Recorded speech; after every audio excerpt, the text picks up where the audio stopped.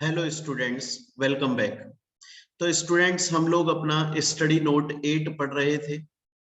उसकी थ्योरी हम लोगों ने ऑलरेडी अपनी प्रीवियस क्लासेस में कंप्लीट कर ली है, प्लस प्रैक्टिकल क्वेश्चंस के भी काफी कंसेप्ट हम लोगों ने समझ लिए। मैंने आपको सभी फॉर्मूलाज नोट्स में लिखे हुए हैं, अपने बुक में लिखे हुए हैं, और उसके अकॉर्डिंगली हम लोगों ने स्टडी मटेरियल के इलस्ट्रेशंस सॉल्व कर लिए। अब स्टूडेंट, हम एक इसी चैप्टर स्टडी नोट 8 के अंदर हम आगे कंटिन्यू करते हैं और हम एक नए कंसेप्ट पर आ जाते हैं। पहले मैं आपको वो नया कंसेप्ट समझाऊंगा और फिर उससे रिलेटेड आपके स्टडी मटेरियल के इलस्ट्रेशंस को करवाऊंगा। बड़े ध्यान से देखिएगा स्टूडेंट्स। देखिए, ये जो अमलगमेशन होता है, आप इसे अमलगमेशन बोल दो या मर्जर बोल दो या एक्विजिशन बोल दो। हालांकि एक्विजिशन अलग होता है, एक्विजिशन टेक ओवर होता है, पर कंसेप्ट समझने के लिए एक बार देखिए, ये दो तरीके से हो सकता है। ये दो तरीके से हो सकता है। अब वो दो तरीके कौन से हैं कि एक्वायरर कंपनी, जैसे एग्जांपल के तौर पर रिलायंस कंपनी है और रिलायंस और एयरटेल कंपनी है। रिलायंस कंपनी एयरटेल को अपने अंदर मर्ज कर रही है। कौन मर्ज हो रहा है? एयरटेल मर्ज हो रही है। या फिर रिलायंस कंपनी एयरटेल को एक्वायर कर रही है। तो कौन एक्वायर हो रहा है? एयरटेल एक्वायर हो रही है। तो इस केस में एक्वायरर कंपनी कौन है? रिलायंस। समझा चुका हूं ऑलरेडी। जो मर्ज करता है या जो एक्वायर करता है उसे एक्वायरर बोलते हैं।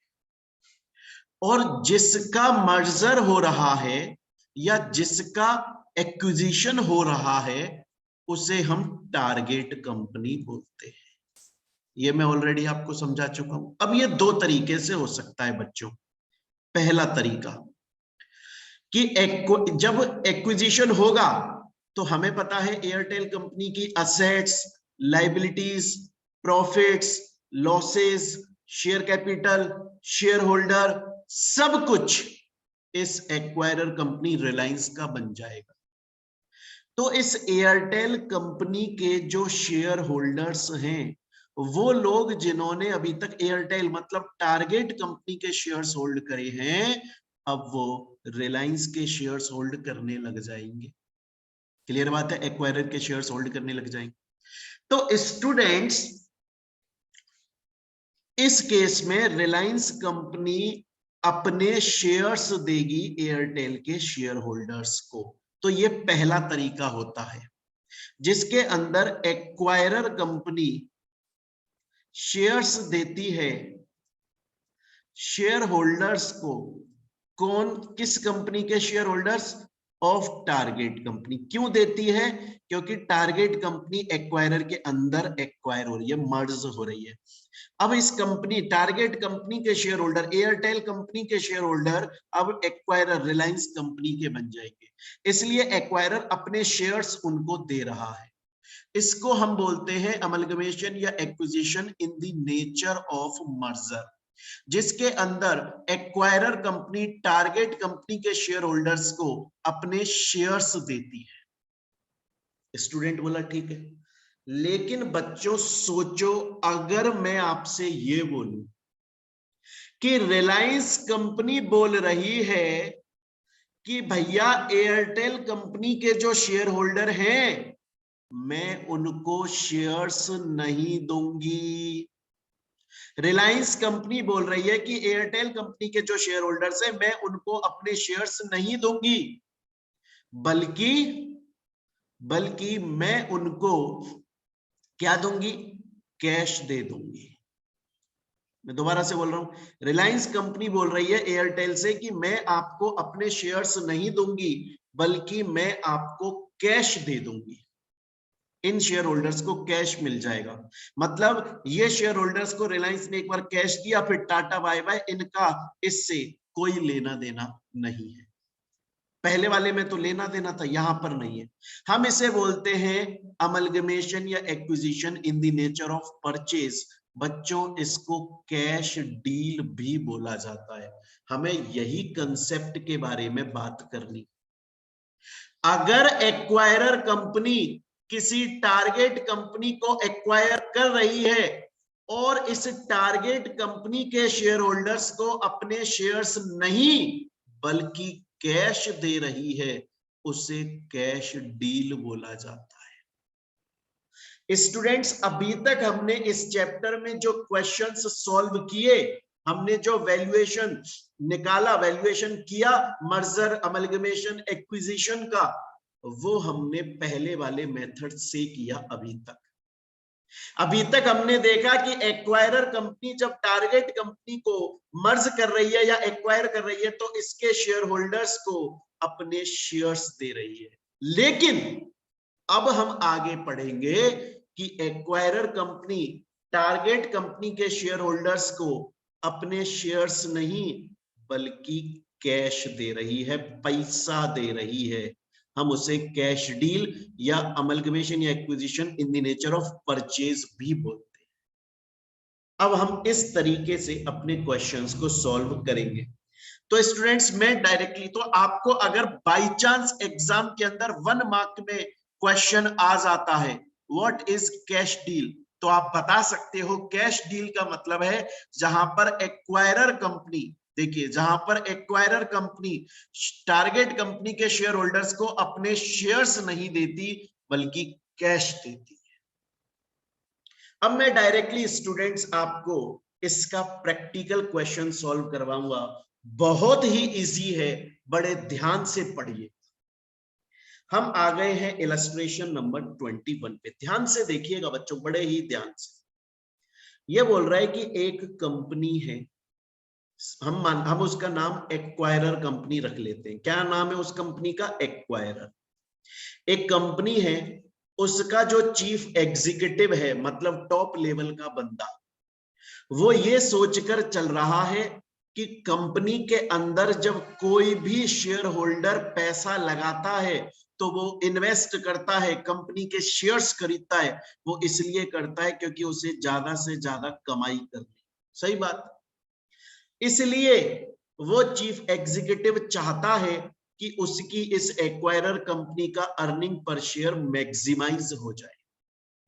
अगर अर्निंग पर शेयर उस कंपनी का मैक्सिमाइज हो गया तो उस कंपनी के शेयर होल्डर इन्वेस्टर खुश हो जाएंगे और खुद तो इन्वेस्ट करेंगे, औरों को भी लाएंगे इन्वेस्ट करने। चलिए ठीक है, यहां तक की बात हमें समझ में आ गई। आगे चलते।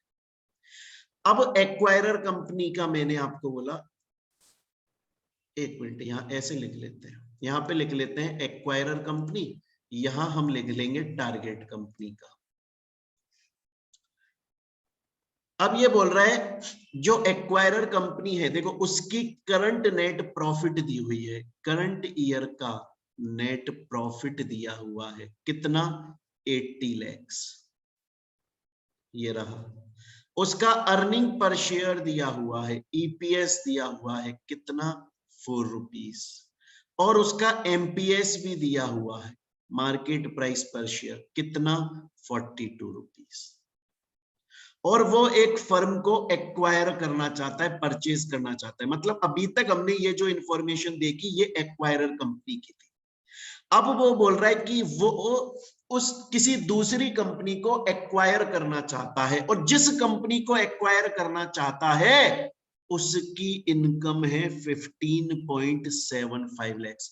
मतलब टारगेट कंपनी का नेट प्रॉफिट है 15.75 lakhs। उसका अर्निंग पर रेशियो है 10.50 और उसका मार्केट प्राइस है 85 रुपीस। तो हमें एक्वायरर और टारगेट कंपनी की ये डिटेल्स क्वेश्चन में गिवन है। क्लियर है ये चीज? और ये मैंने यहां पर लिख दी एज इट इज, जो क्वेश्चन में गिवन है वो पूरी यहां पे उतार दी। अब ये हमसे क्या बोल रहा है? ये हमसे दो बातें बोल रहा है। पहली बात वो ये बोल रहा है कि सब what is the maximum exchange ratio, मतलब एक्सचेंज रेशियो कैलकुलेट करो इफ अगर, अच्छा एक्सचेंज रेशियो कैलकुलेट करो, और वो भी कैसे कैलकुलेट करो कि मर्जर से पहले जो अर्निंग पर शेयर है, ईपीएस जो प्री एक्विजिशन है, आफ्टर एक्विजिशन भी वही ईपीएस रहे, मतलब ईपीएस कांस्टेंट रह जाए। ये बोल रहा है कि कितने एक्सचेंज रेशियो पर, किस एक्सचेंज रेशियो पर वो एक्वायरर कंपनी टारगेट कंपनी को अपने अंदर एक्वायर करे, और एक्सचेंज रेशियो वो बताना जिसपे हमारा ईपीएस जो प्री मर्जर था बाद में भी वही रहे। मतलब एक तो ये बोल रहा है कि सपोज करो एक्वायरर कंपनी टारगेट कंपनी के शेयर होल्डर्स को शेयर्स दे रही है, इसीलिए एक्सचेंज रेशियो जानना चाहती है। और दूसरा क्वेश्चन क्या बोल रहा है, दूसरा ये बोल रहा है कि अगर एक्वायरर कंपनी, देखो लिखा हुआ है मैं रब कर देता हूं, ये बोल रहा है अगर एक्वायरर कंपनी कैश दे देती है टारगेट कंपनी के शेयर होल्डर्स को, तो फिर कितना कैश दिया जाए।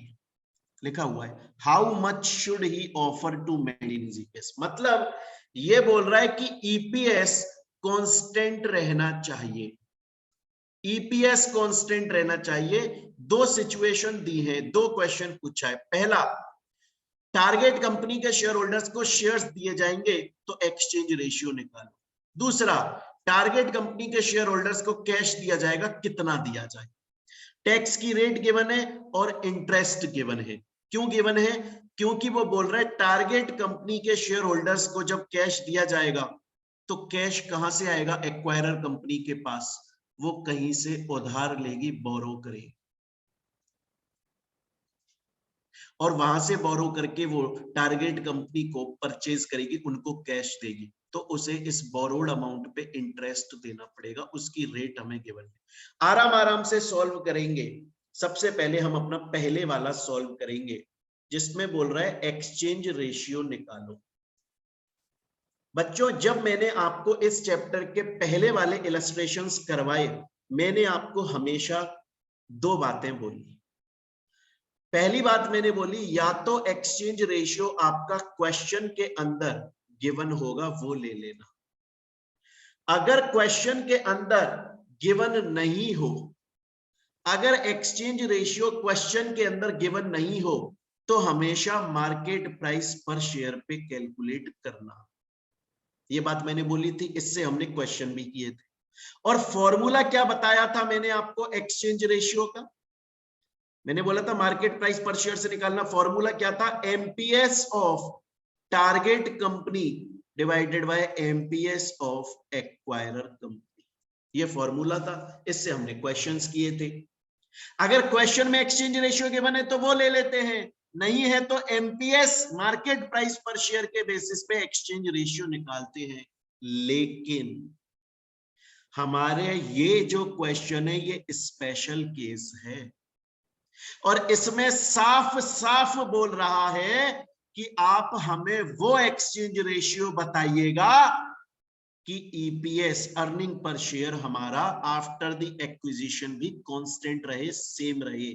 तो यहां पर एक्सचेंज रेशियो मार्केट प्राइस पर शेयर के बेसिस पे कैलकुलेट नहीं होगा, बल्कि अर्निंग पर शेयर के बेसिस पे कैलकुलेट होगा। और अर्निंग पर शेयर हमको क्वेश्चन में ऑलरेडी गिवन है। देखिए क्या हमको अर्निंग पर शेयर क्वेश्चन में गिवन है। अभी ये वाली कैलकुलेशन ना देखें आप, मैं जो बता रहा हूं बस वो करते रहे आप। हम फर्स्ट वाला सॉल्व कर रहे हैं, एक्सचेंज रेशियो निकाल रहे हैं, ईपीएस कांस्टेंट रखना है। मैंने फॉर्मूला आपको बताया ईपीएस ऑफ टारगेट कंपनी, क्योंकि वैसे तो एमपीएस लेते हैं लेकिन हमारे केस में ईपीएस लेंगे। EPS of target company divided by EPS of acquirer company. Target company का ईपीएस गिवन है हमको 10.50, एक्वायरर कंपनी का भी अर्निंग पर शेयर गिवन है हमको, देखो क्वेश्चन में 4 रुपीस। तो बस इस फॉर्मूला को पुट कर दो बच्चों, और हमारा क्या एक्सचेंज रेशियो आ गया 2.625। स्टूडेंट बोलता है कि सर आप बोल रहे हो इस फॉर्मूला को यूज करके हमारा एक्सचेंज रेशियो आया 2.625। ये वो एक्सचेंज रेशियो है, अगर इस एक्सचेंज रेशियो पे एक्वायरर कंपनी टारगेट कंपनी के शेयर होल्डर्स को शेयर्स देगी तो भी आफ्टर एक्विजिशन भी अर्निंग पर शेयर सेम रहेगा। सर आपकी इस बात पे हम भरोसा क्यों कर लें? हमें प्रूव करके बताओ। इस एक्सचेंज रेशियो का यूज लेकर आप हमें अर्निंग पर शेयर निकालो आफ्टर एक्विजिशन। अगर अर्निंग पर शेयर 4 आया तो हम मान लेंगे। और हम 4 क्यों ले रहे हैं? क्योंकि मैंने आपको बोला था post acquisition earning per share of combined firms का मतलब होता है post acquisition earning per share of acquirer company. ये मैं ऑलरेडी 3 से 4 बार आपको प्रीवियस क्लासेस में रीजन तक समझा चुका हूं ऐसा क्यों होता है। तो अब देखिए हम इसे प्रूव करेंगे अपनी बात कि ये हमारा एक्सचेंज रेशियो वो है जिसकी वजह से हमारा अर्निंग पर शेयर कांस्टेंट रहेगा even after the acquisition. Prove करें इसको? सर कैसे करोगे? कैसे क्या? हम post acquisition earning per share calculate कर लेते हैं ऑफ एक्वायरर, क्योंकि इसी को कंबाइंड फर्म बोलते हैं। फॉर्मूला क्या है? Combined PAT, combined profit after tax divided by combined number of shares. ये फॉर्मूला है सर, हमें पता है, आपने लिखवाया हुआ है, पहले के इलस्ट्रेशंस भी सॉल्व कर रखे हैं हम। तो क्या कंबाइंड पैट हम आराम से निकाल पाएंगे? अरे क्यों नहीं निकाल पाएंगे सर। कंबाइंड पैट कैसे निकलता है? इसे combined PAT profit after tax बोल दो या आप post acquisition profit after tax बोल दो। कैसे निकालते हैं? Profit after tax of acquirer plus profit after tax of target. Given है क्या? हाँ जी सर, 80 प्लस 15.75। ये लैक्स में है, मैंने कैलकुलेशन इजी करने के लिए ऐसा कर दिया। क्लियर है ये चीज? तो आपका कितना आ जाएगा? 95,75,000। ये हमारा after acquisition profit after tax आ गया। लेकिन सर हमको एक चीज और चाहिए। भैया क्या चाहिए अब आपको? सर हमको चाहिए कंबाइंड नंबर ऑफ शेयर्स, मतलब टोटल शेयर्स आफ्टर एक्विजिशन। हाँ तो उसका फॉर्मूला बताया तो है, shares of acquirer plus shares of target company into exchange ratio. इसको हम ऐसे भी बोल सकते हैं न्यू शेयर्स इशूड, या और अच्छे से समझने के लिए मैंने यहां लिख दिया शेयर्स ऑफ एक्वायरर। गिवन है क्या क्वेश्चन में ऑलरेडी? हाँ जी सर, क्वेश्चन में हमने कैलकुलेट कर लिए, गिवन तो नहीं थे। कैसे कैलकुलेट करें भाई? हमको टोटल प्रॉफिट दिया हुआ है, अरे बात समझ में, और हमें अर्निंग पर शेयर दिया हुआ है, तो नंबर ऑफ इक्विटी शेयर नहीं निकाल सकते हम। हमें टोटल प्रॉफिट दिया हुआ है 80 लाख और अर्निंग पर शेयर क्वेश्चन में गिवन है 4, तो हमारे नंबर ऑफ शेयर्स एक्वायरर के कितने आ गए? 20 लाख। इसी तरह से इसका जो 15.75 है उसको हमने डिवाइड कर दिया 10.50 से, 1,50,000। नंबर ऑफ शेयर्स निकालना तो बड़ा ही इजी काम है, सिंपल अकाउंट है। तो अब देखिए हम लोगों ने यहां तक ये चीज, अब फॉर्मूला में वैल्यू पुट करते हैं। हमें कंबाइंड नंबर ऑफ शेयर्स निकालने हैं, तो इसके शेयर्स कितने हैं? 20। इसके शेयर्स कितने हैं? 1.5 लाख, उसको 1.5 कर लेते हैं इनटू एक्सचेंज रेशियो अभी अभी निकाला था, इसको यूज कर लेते हैं 2.625। यही मैंने आपको यहाँ पे करके बताया। तो टोटल नंबर ऑफ शेयर्स ये आ गए। तो हमारे पास में कंबाइंड पैट हमने निकाल लिया और हमने total number of shares after the acquisition भी निकाल लिया। क्या आ गया? 95.75 डिवाइडेड बाय 23.9375 इक्वल्स टू, आपका आंसर निकालिए 4 आए। तो देखिए प्री मर्जर भी आपका अर्निंग पर शेयर 4 था और आफ्टर द एक्विजिशन भी आपका अर्निंग पर शेयर 4 है। और हमने इसको निकाला कैसे? हमने इसको निकाला इस एक्सचेंज रेशियो से, मतलब हमारा ये आंसर सही है, हमने ये प्रूव कर दिया, हेंस प्रूव्ड। बच्चा बोलता है बिल्कुल कर दिया सर, मेरी समझ में आ गया। तो हमने सर पहला पार्ट सॉल्व कर दिया इस क्वेश्चन का। दूसरा पार्ट बचा हुआ है। दूसरे पार्ट में बोल रहा है कि कैश का पेमेंट किया जाएगा, मतलब एक्वायरर कंपनी अपने शेयर्स नहीं देगी टारगेट कंपनी के शेयर होल्डर्स को, बल्कि कैश देगी। क्वेश्चन पूछ रहा है कितना देगी, ये निकालना है हमको। हमें इंटरेस्ट दिया हुआ है 15% की रेट से, क्योंकि उसने लोन लिया है कैश का पेमेंट करने के लिए, एक्वायरर ने लोन लिया है। टैक्स दी हुई है हमको 50%। हमें इतना तो पता है कि जो इंटरेस्ट होता है वो आफ्टर द टैक्स लगता है, तो ये जो इंटरेस्ट रेट 15% गिवन है, इसमें से हमें पहले टैक्स माइनस कर लेना चाहिए, तो 7.5% एक्चुअली में इंटरेस्ट लगेगा। चलिए कैलकुलेशन करते हैं, बड़ा ही इजी है सेकंड वाला। ये बोल रहा है फंड्स बोरो किए एक्वायरर कंपनी ने, क्योंकि उसे टारगेट कंपनी को परचेज करना है। फंड्स बोरो किए तो 15% पर इंटरेस्ट दे रहा है, और वो चाहता है कि हम उसे बताएं वो कितना पेमेंट दे और ईपीएस उसका सेम रहे। तो खुद ही फॉर्मूला बनाओ ना। ईपीएस क्या था पहले 4, ये ऑलरेडी इतना ही रहना चाहिए, तो EPS equals to combined PAT,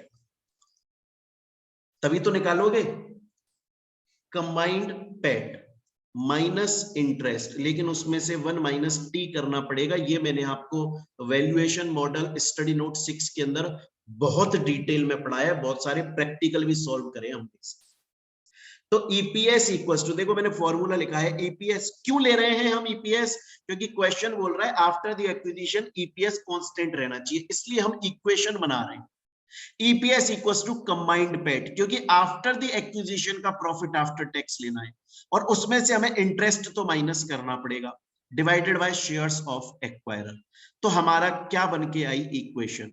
earning per share 4 दिया हुआ है, कंबाइंड पैट अभी अभी निकाला था 95,75,000, माइनस इंटरेस्ट रेट कितनी है 0.15, 15% है ना, और 1 माइनस टी हो जाएगा तो 0.50, divided by shares of acquirer, वो हमने देखे थे 20 लाख।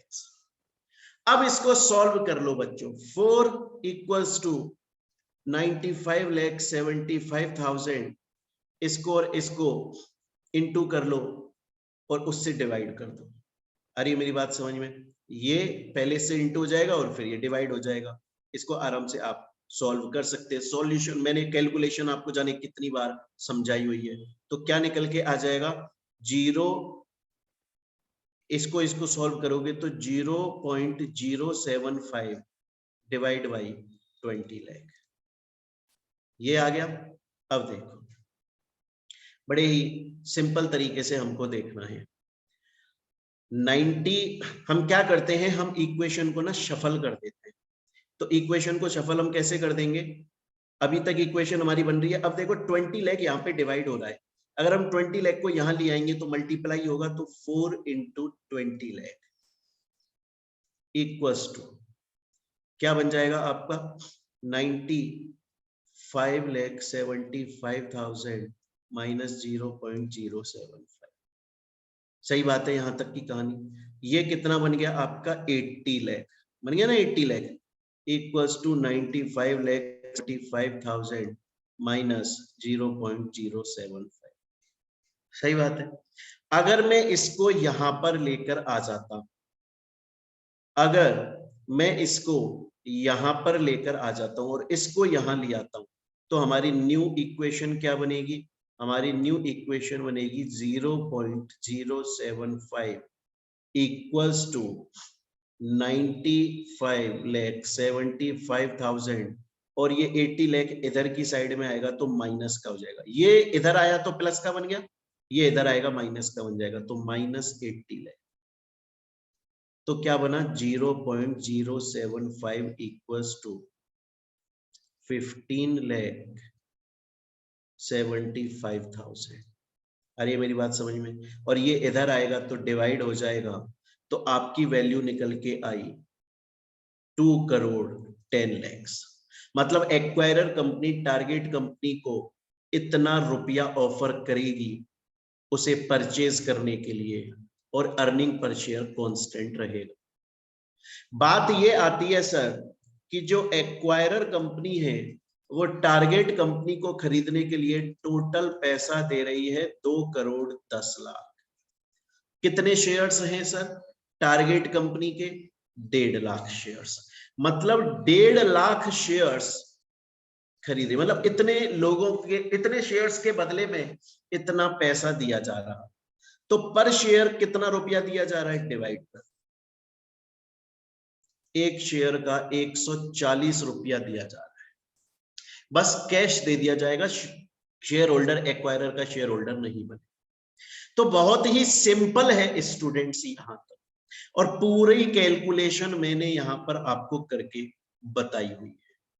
तो मैं मानता हूं यहां तक आपका ये सॉल्यूशन हो गया होगा। अगर फिर भी प्रॉब्लम है तो आप वीडियो को रिवाइंड करके दोबारा सॉल्व करें। आगे चलते, नेक्स्ट है हमारा इलस्ट्रेशन 13। स्टूडेंट्स ये इलस्ट्रेशन 13 हमने जो स्टडी नोट पहले पढ़ लिए उसका ही एग्जाम्पल है। मतलब है स्टडी नोट 8 में दिया हुआ है आपके स्टडी मटेरियल के अंदर, स्टडी नोट 8 का पार्ट है, लेकिन पूरा सॉल्व हो जाएगा अगर आपने स्टडी नोट 6 को पढ़ा हुआ है। स्टडी नोट 6 वैल्यूएशन मॉडल मैंने आपको पढ़ाया था, और मैंने उसमें आपको पढ़ाया था बहुत सारी चीजें कि डिस्काउंटेड कैश फ्लो मेथड मैंने पढ़ाया था, प्राइस निकालने का फॉर्मूला मैंने बताया था। और सिर्फ ये इलस्ट्रेशन 13 ही नहीं बच्चों, आगे मैं और भी इलस्ट्रेशन करवाऊंगा, उसमें भी आपको जो आपका चैप्टर 6 है, स्टडी नोट 6 है, उसका जो वैल्यूएशन मॉडल है उससे रिलेटेड 1-2 क्वेश्चंस और मिलेंगे। तो आपके लिए तो बेहतर है, आपका स्टडी नोट 6 भी रिवाइज हो रहा है साथ में। क्लियर है ये चीज यहां तक? चलिए, तो एक बार इस क्वेश्चन को हम बड़े आराम से देखते हैं। ये फॉर्मूलाज मैंने यहाँ पर एक्स्ट्रा फॉर्मूलाज लिखे हैं इसी क्वेश्चन से रिलेटेड, और कुछ एक आध क्वेश्चन से और रिलेटेड, लेकिन मैं डायरेक्टली आपको ये फॉर्मूलाज नहीं समझाऊंगा, क्वेश्चन वाइज हम समझेंगे तो मजा आएगा, क्योंकि हम डायरेक्टली उसका प्रैक्टिकल क्वेश्चन भी करेंगे, रटना नहीं है आपको कुछ। इलस्ट्रेशन 13 बोल रहा है कि एक एबीसी लिमिटेड नाम की कंपनी है, और उस एबीसी लिमिटेड कंपनी को एक एफिशिएंट टीम है उस कंपनी की, वो उसे मैनेज कर रही है। और वो जो टीम है वो ये बोल रही है कि एबीसी लिमिटेड कंपनी की जो अर्निंग है, हम उस अर्निंग का 60% पैसा कहीं पे इन्वेस्ट करेंगे। एबीसी लिमिटेड ने एबीसी लिमिटेड का जो प्रॉफिट आया है, जो उसकी अर्निंग आई है, उस टोटल अर्निंग का 60% हमें कहीं पर इन्वेस्ट करना है। वो टीम इन्वेस्टमेंट चाहती है अर्निंग के 60% का, क्योंकि वो ये सोच रही है कि अगर ये 60% इन्वेस्ट कर दिया तो उनको 10% का रिटर्न ऑन इक्विटी मिलेगा। लेकिन इस 10% का रिटर्न ऑन इक्विटी कमाने के लिए उनको 15% की कॉस्ट लगानी पड़ रही है। पागल टीम है बिल्कुल, देखी जाए। अभी तक हमने क्वेश्चन सॉल्व करना शुरू नहीं किया, हमें खुद ही समझ में आ गया कमाई कर रही है 10% और खर्चा कर रही है 15%, घाटे में जा रही है, कंपनी के शेयर की वैल्यू गिरा रही होगी, गारंटी की बात। तो हमने अभी तक क्वेश्चन इतना सा समझा बच्चों। क्या समझा? कि एबीसी लिमिटेड कंपनी है, ये बोल रहा है कि उसका कितनी अर्निंग है, उसकी 10 रुपीज पर शेयर अर्निंग दी हुई है क्वेश्चन। उसका 60% वो कहीं पे इन्वेस्ट करना चाहते हैं, री इन्वेस्ट करना चाहते हैं, जिससे उनको 10% का आरओई मिलेगा। लेकिन ये सब करने में उनकी 15% की कॉस्ट लग जाएगी बच्चों। क्या लग जाएगी? 15% की कॉस्ट लग जाएगी। आ रही है मेरी बात यहां तक समझ में? अब ये हमसे पूछ क्या रहे हैं? हमसे ये 3 बातें पूछ रहे हैं। यहां तक तो हमें डिटेल दी थी, अब हमसे ये 3 बातें पूछ रहे हैं। पहली बात, एबीसी लिमिटेड को, एबीसी लिमिटेड जो है उसकी स्टॉक प्राइस कैलकुलेट कर दो, उसकी स्टॉक प्राइस निकाल दो। दूसरा ये बोल रहा है कि ये जो हम स्टॉक प्राइस निकाल रहे हैं तो नॉर्मल निकाल रहे हैं। दूसरा बोल रहा है कि इसमें present value of growth opportunity, ये मैं समझाऊंगा, ये आपके लिए एक न्यू कंसेप्ट हो। और फिर आपको बताना है कि ऐसी कंपनी का कोई टेक ओवर करना चाहेगा तो क्यों करना चाहेगा, एबीसी लिमिटेड टाइप कंपनी का। चलिए एक एक करके सॉल्व करेंगे। क्वेश्चन हमने समझ लिया। सबसे पहले हमको निकालनी है प्राइस। मैंने आपको एक बात बताई थी बच्चों, जब मैंने आपको स्टडी नोट 6 पढ़ाया था, मैं दोबारा रिवाइज कर देता हूं। सपोज कीजिए एक कंपनी है जिसका नाम है ABC limited.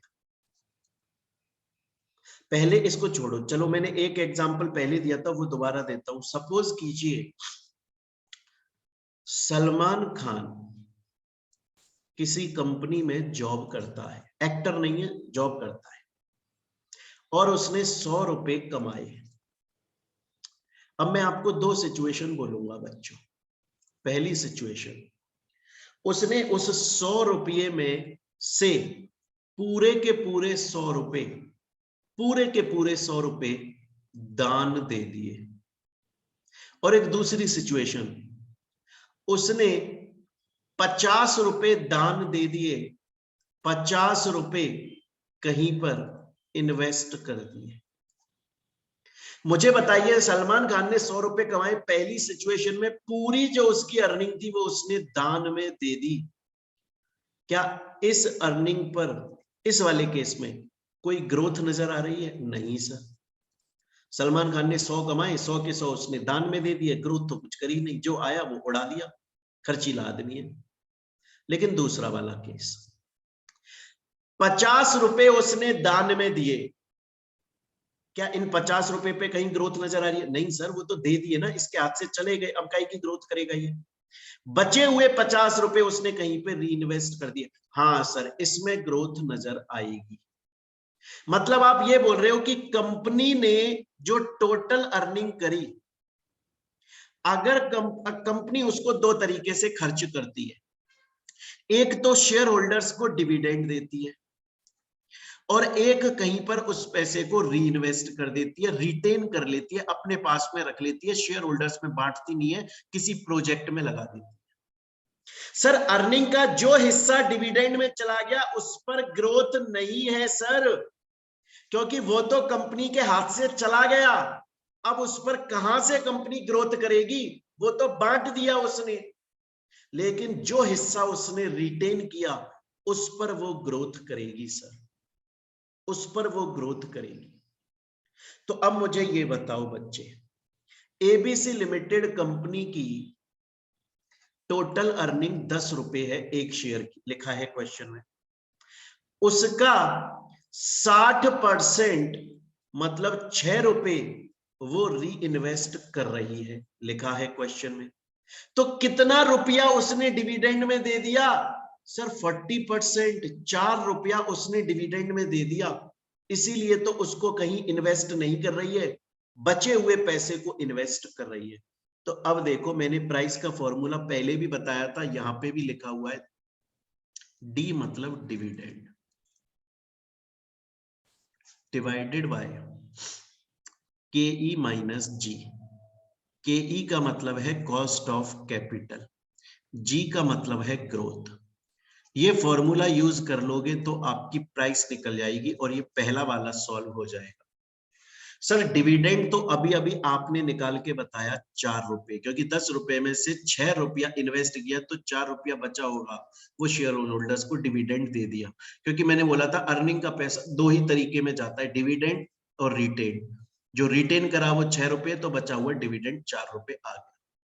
Cost of equity, जैसे हम कॉस्ट ऑफ कैपिटल के नाम से भी जानते हैं, वो 15% हमको क्वेश्चन में गिवन है। सर हमको ग्रोथ गिवन नहीं है, अगर ये निकल जाए तो इस फॉर्मूले में हम वैल्यूज पुटअप करके प्राइस निकाल देंगे और हमारा पहला वाला सॉल्व हो जाएगा। तो हमें ग्रोथ निकालनी पड़ेगी। तो हमें क्या निकालनी है? हमें ग्रोथ निकालनी। अब ग्रोथ निकालने का भी एक फॉर्मूला होता है, और वो फॉर्मूला क्या होता है ग्रोथ निकालने का? वो होता है B इंटू आर। सर ये B इंटू आर का मतलब क्या है? अरे भाई, B इंटू आर का, यहाँ पे R का मतलब है रिटर्न ऑन इक्विटी, वो क्वेश्चन में 10% गिवन है, और B का मतलब है री इन्वेस्टमेंट या रिटेन्ड अर्निंग, वो हमें 60% गिवन है ना। तो ग्रोथ निकल जाएगी। कैसे निकल जाएगी? ग्रोथ कैसे निकालोगे आप? कितना पैसा री इन्वेस्ट किया जा रहा है? 60, है ना। और उसका रिटर्न ऑन इक्विटी हमें कितना मिल रहा है? 10%। तो कितने रुपए की ग्रोथ हो रही है? 6 रुपए की। ये मैंने आपको वैसे भी बताया था कि जो कंपनी की टोटल अर्निंग है 10 रुपए, उसमें से जितना उसने डिविडेंड दे दिया मतलब 4 रुपया, तो बच गया जो पैसा उसने अपने पास में रिटेन किया है वो पूरा का पूरा ग्रोथ में जाता है, क्योंकि उस पैसे से ग्रोथ होने वाली है। तो 6 रुपया ग्रोथ आ गया। कैसे आया? वैसे तो नॉर्मल हमें सिंपली समझ में भी आ रहा है कि अर्निंग का जितना पैसा कंपनी ने अपने पास में रिटेन करके री इन्वेस्ट किया वो ग्रोथ का पैसा है। तो डायरेक्टली 6 रुपया आ गया। फॉर्मूला से भी निकाल लिया, बी इंटू आर। बी यहाँ पे री इन्वेस्टेड जो 60% दिया है, आर जो है वो आरओई है जो कि 10% दिया है, उसको निकालोगे 6 आ जाएगा। तो फॉर्मूला पुटअप करो प्राइस का, सिंपल है। प्राइस का फॉर्मूला पुटअप कर दो रे यार। फॉर्मूला है डी, वो हमने 4 निकाला था, डिवाइडेड बाय के ई, वो क्वेश्चन में गिवन है और उसको आप 0.15 में लिख दो क्योंकि 15% है, माइनस ग्रोथ वो हमने 6% निकाला तो 0.06। तो आगे क्या बना?